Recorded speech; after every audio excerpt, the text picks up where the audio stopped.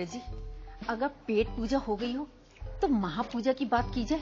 हाँ हाँ, क्यों नहीं।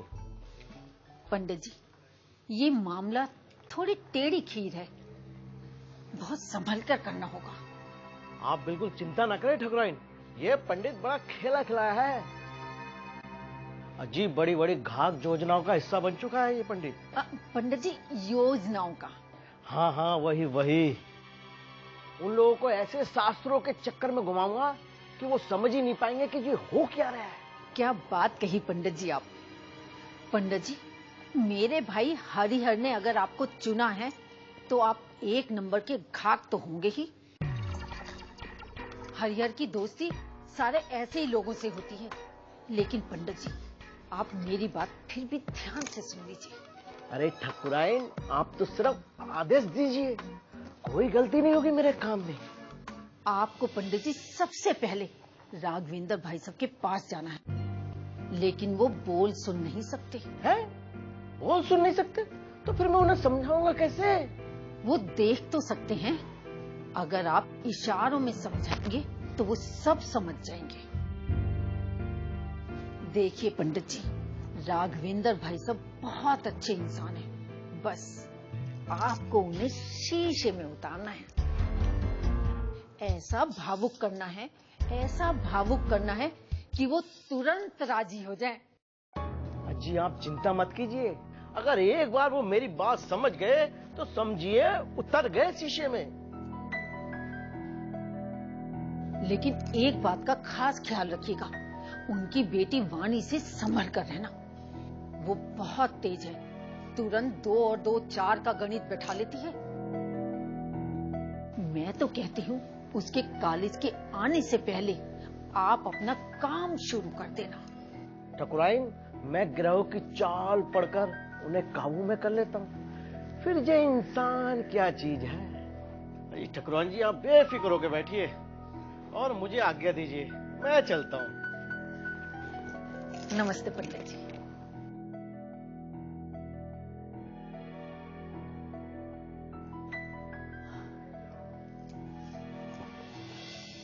पंडित लगता तो बहुत तेज है और डींगे भी बहुत हाँकता है।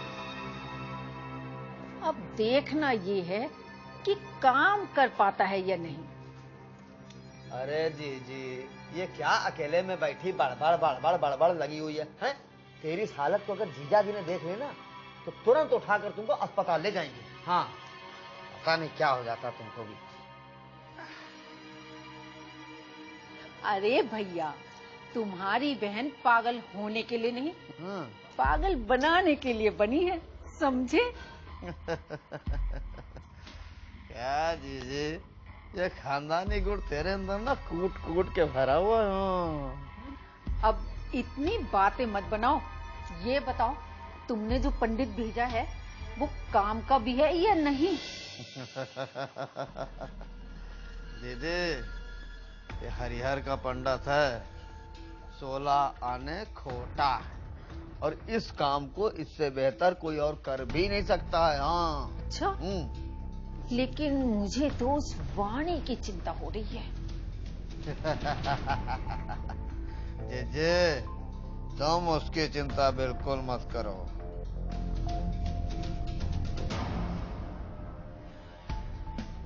ऐसी योजना बनाई है कि वाणी भी कुछ नहीं कर सकती।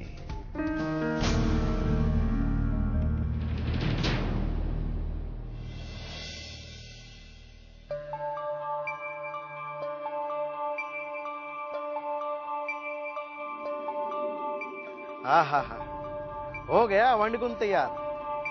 माँ,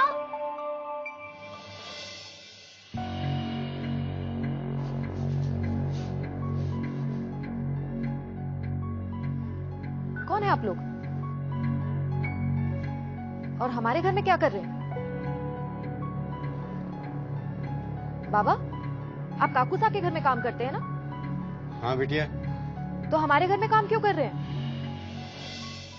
इस बात का जवाब हमारे पंडित जी देंगे। क्यों पंडित जी? शकुंतला जी और स्वरूप नारायण जी इस हवेली में महापूजा का आयोजन कर रहे हैं। हमारी हवेली में? पूजा करवानी है तो अपनी हवेली में करवाइए ना, हमारी हवेली में क्यों? क्योंकि ये उनका पैतृक घर है, क्योंकि पूजा पैतृक घर में ही हो सकती है। पैतृक घर? ये घर तो मेरे दादा साहब ने बनवाया था, तो पैतृक कैसे हुआ? लेकिन वाणी बेटा, तुम्हारे दादा साहब और हमारे ससुर जी इस घर में अपने पिताजी के साथ रहे हैं, इसीलिए पूजा यहीं पर होगी बेटा। ये घर हमारा है और हमारे घर में पूजा होगी या नहीं होगी इसका फैसला हम करेंगे, आप नहीं। लेकिन राघवेंद्र भाई साहब और तुम्हारी माँ जी ने तो हाँ कर दिया। वो देखिए आपकी माँ भी आई। माँ? माँ ये सब क्या कह रहे हैं? तुमने पूजा करने की इजाजत दे दी है?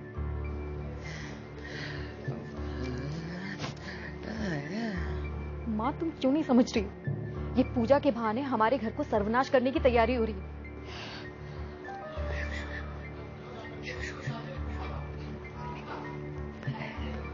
मेरे शुभ बोलने से कुछ नहीं होगा माँ।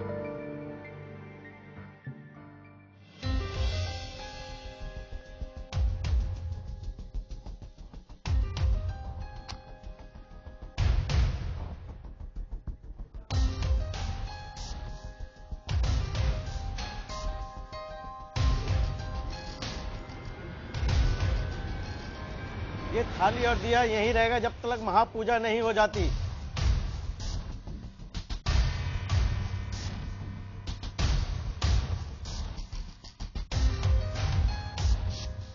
और इसे यहां से उठाने में महाअशुभ होगा।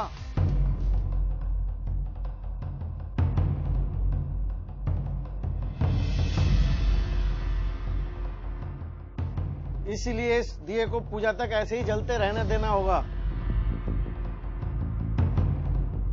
मैं भी देखती हूँ इस घर में क्या अशुभ घटता है।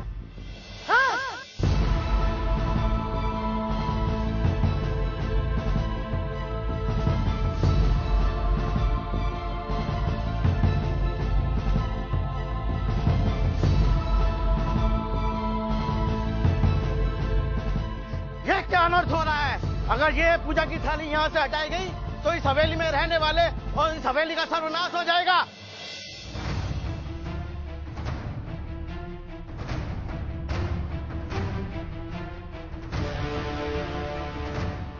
पंडित जी शांत हो जाइए प्लीज। मैं ये पूजा किसी भी कीमत पर अपने घर में नहीं होने दूंगी।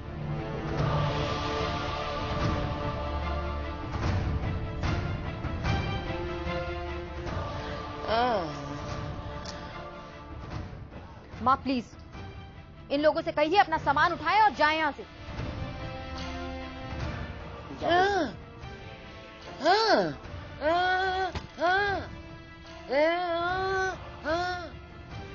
क्या बापू साहब ने इजाजत दी है? क्या कर रहे हो आप लोग?